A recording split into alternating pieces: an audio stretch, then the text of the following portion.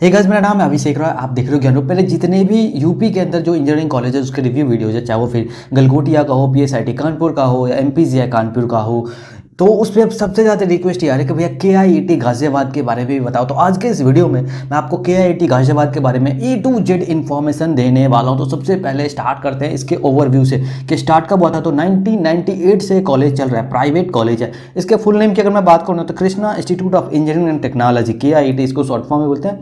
Krishna educational society के अंदर ये कॉलेज आता है। कैंपस साइज की बात करूँ तो छोटा सा इसका कैंपस साइज है 18 एकर्स का। अभी 18 एकर्स का ऐसा नहीं कि ग्राउंड ही होगा आपके पास 18 एकर्स का, इसमें बिल्डअप एरिया होता है, उसके बाद बहुत ही कम जगह बचता है, तो इसलिए मैं इसको छोटा कैंपस ही कंसीडर कर रहा हूँ। अगर बात करें लोकेशन का तो गाजियाबाद उत्तर प्रदेश में इसका कैंपस है। इंस्टीट्यूट टाइप की बात हो तो एफिलिएटेड कॉलेज है, एकेटीयू के अंदर में आता है। एफिलिएशन की बात करूं तो एआईसीटीई से इसको एफिलिएशन मिला हुआ। और ऑफिशियल वेबसाइट की बात करूं तो KIIT.edu इसका जो है ऑफिशियल वेबसाइट है। अब बात कर लेते हैं रैंकिंग का। एक बात यहां पे आप ध्यान रखना कि एनआरएफ के 2024 की रैंकिंग अभी नहीं आई है एज ऑफ नाउ। जब मैं ये वीडियो रिकॉर्ड कर रहा हूं, अभी आने वाला है, कुछ एक दिन में आ जाएगा। वैसे इसका डेट तो बीत चुका है। तो अभी जो यहाँ पे मैं आपको बताने वाला हूँ, आज की डेट में जो भी एनआरएफ का लेटेस्ट डेटा है वही मैं आपके साथ शेयर करने वाला हूँ। तो ओवरऑल इसकी रैंकिंग जो है वो अवेलेबल नहीं है। इंजीनियरिंग में इसकी रैंकिंग जो है 151 से लेकर के 200 के बीच में है। इसी वजह से इसका डिमांड स्टूडेंट्स के बीच में बहुत ही ज़्यादा है। अगर बात करो एनआरएफ में फार्मेसी में इसकी क्या रैंकिंग है तो 88 इसको फार्मेसी में रैंक मिला हुआ। इंडिया टुडे की बात करो 2023 की इंजीनियरिंग की रैंकिंग में इसको नहीं रखा गया। टाइम्स 2024 की जो इंजीनियरिंग की रैंकिंग है उसमें 41 रैंक इसको मिला हुआ है। अब बात कर लेते हैं कि केआईआईटी गाजियाबाद में क्या कुछ सीट मैट्रिक्स रहने वाला है। तो टोटल बीटेक ब्रांचेस की बात करूं तो एज ऑफ नाउ जो है 10 चलाए जा रहे हैं। और टोटल इंटेक की बात करूं तो एक बात मैं आपको क्लियर कर दूं कि टोटल इंटेक अवेलेबल नहीं होता। प्राइवेट कॉलेजेस में क्या होता है कि स्टूडेंट्स आते जाते हैं और इंटेक बढ़ता जाता है, पर अप्रॉक्सीमेटली यहाँ पे आपको 1500 से लेकर के 2000 स्टूडेंट्स बीटेक में देखने को मिल सकता है। अगर बात करें स्पेशलाइजेशन का तो यहाँ पे CSE चलाया जाता है, कंप्यूटर साइंस हो गया, इन्फॉर्मेशन टेक्नोलॉजी हो गया, computer science and information technology CSIT जिसको बोलते हैं। यहाँ पे CSE AI हो गया, CSE AI एंड ML हो गया, इलेक्ट्रॉनिक्स एंड कम्युनिकेशन इंजीनियरिंग हो गया, इलेक्ट्रिकल एंड इलेक्ट्रॉनिक्स इंजीनियरिंग हो गया, मैकेनिकल इंजीनियरिंग हो गया और इलेक्ट्रिकल एंड कंप्यूटर इंजीनियरिंग जैसे स्पेशलाइजेशन KIIT गाजियाबाद में रन किए जा रहे हैं। अब बात करते हैं कि यहाँ पे आपको बीटेक में एडमिशन कैसे मिलेगा। तो एंट्रेंस एग्जाम की बात करूँ तो जेईई मेन के स्कोर के बेसिस पे यहाँ पे बीटेक के जो सीट्स है वो फिल करे जाते हैं। काउंसलिंग की बात करूँ तो यूपी टेक का जो काउंसलिंग प्रोसेस होता है जो एकेटीयू कंडक्ट करते हैं उसके थ्रू यहाँ पे एडमिशन दिया जाता है। एलिजिबिलिटी क्राइटेरिया की बात करूँ तो आपका क्लास 12 साइंस से होना मस्ट है। मिनिमम मार्क्स की requirement as of now fix नहीं करी गई है। कंपलसरी सब्जेक्ट्स की बात करूँ तो फिजिक्स, केमिस्ट्री और मैथमेटिक्स आपके कंपलसरी सब्जेक्ट्स आपके क्लास 12 में होने ही होने चाहिए। एडमिशन मोड की बात करूँ तो जैसे मैंने आपको स्टार्टिंग में बताया यहाँ पे जेईई मेन के स्कोर के बेसिस पे भी एडमिशन दिया जाता है और साथ ही साथ यहाँ पे मैनेजमेंट कोटा के थ्रू भी आपको एडमिशन जो है दिया जाता है। तो यहाँ पे एक बात देखो कि 85% सीट्स जो है ना यहाँ पे वो फिल करे जाते हैं जेईई मेन के स्कोर के बेसिस पे और 15% सीट्स पे यहाँ पे डायरेक्ट एडमिशन दिया जाता है, यानी कि मैनेजमेंट कोटा के थ्रू वो सीट्स फिल करे जाते हैं। बट मैनेजमेंट कोटा वाले सीट आपको तभी मिलेंगे जब आप एज अर्ली जो है अप्लाई करेंगे। जी जितनी अर्ली आप अप्लाई करेंगे 12 के मार्क्स के बेसिस पे सीट अलॉट करते हैं तो आपको यहाँ पे एडमिशन मिलने के चांसेस मैनेजमेंट कोटा के थ्रू उतना ही बढ़ जाता है। अब बात करते हैं कि यहाँ पे फी स्ट्रक्चर क्या कुछ जा रहा है। यहाँ पे मैं दोनों ही तरीके के फी स्ट्रक्चर के बारे में बात करने वाला हूँ। हॉस्टल के बारे में बात करूंगा और एकेडमिक फी के बारे में भी मैं आपको डिटेल इन्फॉर्मेशन देने वाला हूँ। तो ट्यूशन फी की बात करूँ यहाँ पे 1,12,099 रुपये पर ईयर आपको ट्यूशन फी लगने वाला है। हॉस्टल फी की बात करूँ तो यहाँ पे 1,07,000 रुपये पर ईयर आपको हॉस्टल फी लगने वाला है। अगर वहीं पर आप AC का रूम लेते हैं ना तो आपको 27,000 रुपये एक्स्ट्रा पे करना पड़ेगा पर ईयर। अदर फी की बात करूँ तो एज ऑफ नाउ अदर फी जो है अवेलेबल नहीं है। अदर फी में होगा कि एग्जाम का क्या कुछ फी लगता है, लाइब्रेरी का क्या कुछ फी लगता है, वन टाइम क्या कुछ फी लग रहा है, ये सारे फी इन्होंने अभी डिस्क्लोज नहीं किया हुआ है 2024-25 में जो बीटेक एडमिशन दे रहे हैं उसके लिए।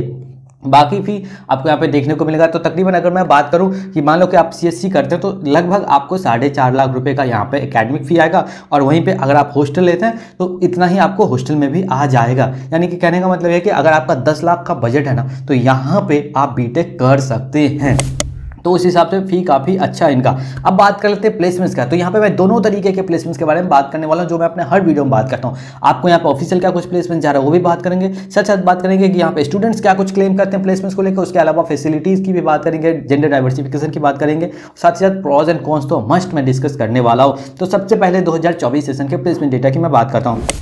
तो हाईएस्ट पैकेज की बात करूँ तो 49 लाख पर एनम का इनका हाईएस्ट पैकेज जा रहा है। एवरेज पैकेज की बात करूँ तो 6 लाख पर एनम का एवरेज पैकेज जा रहा है। ये सब ऑफिशियल डेटा मैं आपको बता रहा हूँ। मीडियन पैकेज जो 4.5 लाख पर एनम का मीडियन पैकेज जा रहा है। प्लेसमेंट रेट की बात करूँ तो 86% यहाँ पे प्लेसमेंट रेट देखने को मिला है। और नंबर ऑफ स्टूडेंट्स की बात करूँ तो 1182 स्टूडेंट्स यहाँ पे प्लेस हुए हैं 2024 में। ध्यान रहे कि इनका जो इंटेक था वो तकरीबन 1400 के आसपास का इनका इंटेक था। और एक और बात कि एनआरएफ 2024 में इन्होंने क्या कुछ डेटा सबमिट करा, वो डिटेल्स मेरे पास आ चुका है। तो अगर आप वो वीडियो देखना चाहते हो कि एग्जैक्टली क्या गवर्नमेंट ऑफ इंडिया को डेटा सबमिट करते हैं अपने यहाँ पे इंटेक के, प्लेसमेंट्स के बारे में और स्टूडेंट्स के बारे में, तो सारा डिटेल्ड एनालिसिस का वीडियो मैं डाल दूंगा अगर आप लोग वो चाहते हैं तो। अब तो ये तो था ओवरव्यू, थोड़ा सा और मैं आपको डिटेल में प्लेसमेंट्स बताऊं कि एवरेज पैकेजेस क्या कुछ जा रहा है और परसेंटेज कितना है प्लेसमेंट्स का। तो सीएससी की बात करूं, बाय द वे मैं आपको यहाँ पे बताना भूल गया कि 86% जो है ना प्लेसमेंट्स रेट यहाँ पे ओवरऑल जा रहा है। अगर मैं यहाँ पे सीएससी की बात करूँ तो सीएससी में 94% जो है प्लेसमेंट जा रहा है और एवरेज सीटीसी 7 लाख का जा रहा है। सीएस की बात करूँ तो यहाँ पे 90% का प्लेसमेंट रेट है और 7 लाख पर एनम का यहाँ पे भी एवरेज सीटीसी जा रहा है। आईटी की बात करूँ तो आईटी में भी 94% का प्लेसमेंट रेट देखने को मिलेगा और 7 का सीटीसी जा रहा है। सीएसआईटी की बात करूँ तो इसमें भी 94 का और 7 लाख पर एनम का सीटीसी जा रहा है। ईसी की बात करूँ तो इसमें 91 का परसेंटेज है प्लेसमेंट्स का और बात करें इसमें एवरेज पैकेज का तो 5.10 लाख पर एनम का यहाँ पे एवरेज पैकेज जा रहा है। ट्रिपल ई की बात करूँ तो 93% यहाँ पे प्लेसमेंट्स का रेट है और 5 लाख का यहाँ पे एवरेज पैकेज जा रहा है। मैकेनिकल की बात करूँ तो मैकेनिकल में थोड़ा कम है, 78% ही प्लेसमेंट्स देखने को मिलेगा और एवरेज सीटीसी की बात करूँ तो 5 लाख का जा रहा है। सिविल की बात करूँ तो सिविल में यहाँ पे सबसे कम प्लेसमेंट्स है। तो अगर आप यहाँ पे अच्छा प्लेसमेंट्स ग्रैब करना चाहते हो ना तो यहाँ पे आपको मैकेनिकल और सिविल से दूर रहना पड़ेगा। जी हाँ, सिविल में 57% का ही यहाँ पे प्लेसमेंट्स रेट जा रहा है और 4 लाख का एवरेज पैकेज जा रहा है। उसमें भी कोर जॉब नहीं लग रहे हैं, मैकेनिकल में भी कोई कोर जॉब नहीं लग रहा है, ये बात आपको ध्यान रखना है।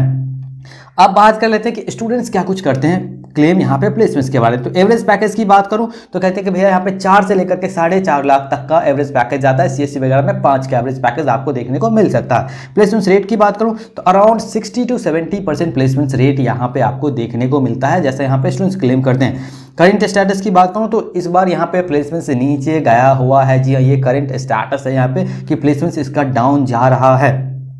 अब बात करते हैं केआईटी गाजियाबाद में क्या कुछ फैसिलिटी जो प्रोवाइड किया जाता है। तो यहाँ पे लाइब्रेरी है, boys hostel, girls hostel, sports की फैसिलिटी है, टेक लैब है, कैफेटेरिया है, ऑडिटोरियम की फैसिलिटी है, फुल्ली वाईफाई कैंपस देखने को मिलेगा, ट्रांसपोर्ट की फैसिलिटी है, साथ साथ यहाँ पे आपको एटीएम की फैसिलिटी भी देखने को मिलने वाला है। अब बात करते हैं कि यहाँ पे ना जेंडर डाइवर्सिफिकेशन क्या कुछ है और रीजन वाइज कितने परसेंटेज स्टूडेंट्स अलग अलग जगह से यहाँ पे आते हैं। तो सबसे पहले यहाँ पे मैं जेंडर पार्टिसिपेशन की ही बात करने वाला हूँ और ये सब के सब इंजीनियरिंग प्रोग्राम की मैं बात कर रहा हूँ। तो यहाँ पे ना 22% फीमेल स्टूडेंट्स देखने को मिलेगा और 78% मेल स्टूडेंट्स देखने को मिलने वाला है।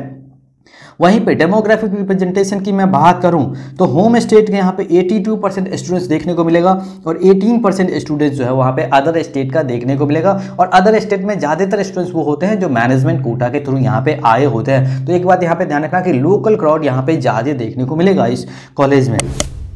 अब बात कर लेते हैं इसके पॉजिटिव पॉइंट्स कौन कौन से और इसके नेगेटिव पॉइंट्स कौन कौन से, ताकि आपको एक फेयर आइडिया हो कि आपको जो है ना केआईटी गाजियाबाद चूज करना चाहिए और कौन कौन पॉइंट्स को ध्यान में रख करके आपको केआईटी गाजियाबाद छोड़ करके किसी दूसरे कॉलेज को अपने बीटेक जर्नी के लिए टारगेट करना चाहिए। तो सबसे पहले पॉजिटिव पॉइंट्स यानी कि अच्छी अच्छी बातों से स्टार्ट करते हैं। तो एडमिशन यहाँ पे आपको ईजिली यहाँ पे मिल जाएगा एडमिशन।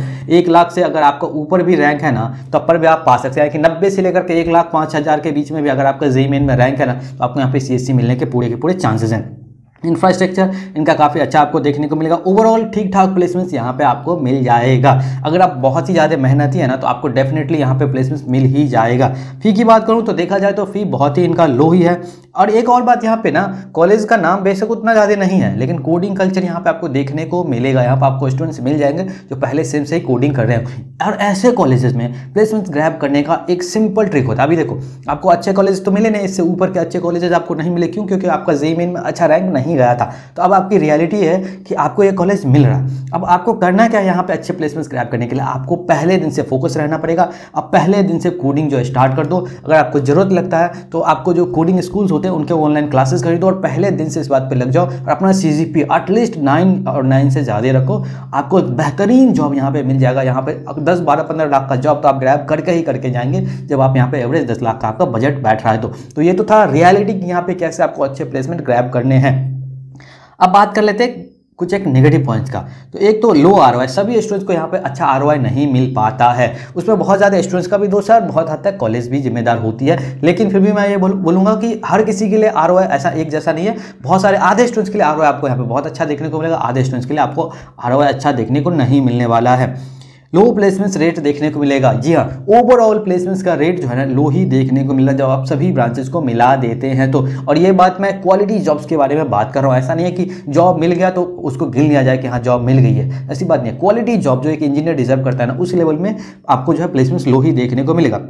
और एक और बात जो मैंने आपको बताया था कि यहाँ पे अभी प्लेसमेंट्स डाउन जा रहा है। एक बात तो ये सही है कि हर कॉलेज में, इवन आईआईटी और बिट्स जैसे में भी प्लेसमेंट्स डाउन जा रहा है। तो ये तो एक मार्केट का रिसेशन का दौर चल रहा है, लेकिन यहाँ पे एक प्लेसमेंट्स नीचे जा रहा है, ये भी आपको इसकी रियलिटी को एक्सेप्ट करना पड़ेगा।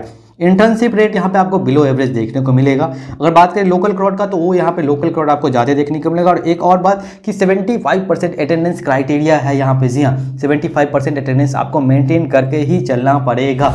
तो ये तो था KIIT गाजियाबाद के बारे में A to Z इन्फॉर्मेशन। अगर आप किसी और कॉलेज के बारे में जानना चाहते हो तो डेफिनेटली कमेंट सेक्शन में उस कॉलेज का नाम जो वो मेंशन करो।